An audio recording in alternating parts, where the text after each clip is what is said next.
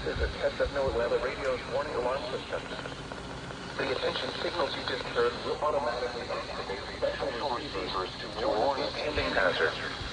Reception of this broadcast and the warning alarm feature will vary with the system later. This test will be conducted each Wednesday between 11 a.m. and noon, but will be postponed if there is hazardous weather in the region. In that case, the test will be held on the first available good weather day. We now return to our regular programming.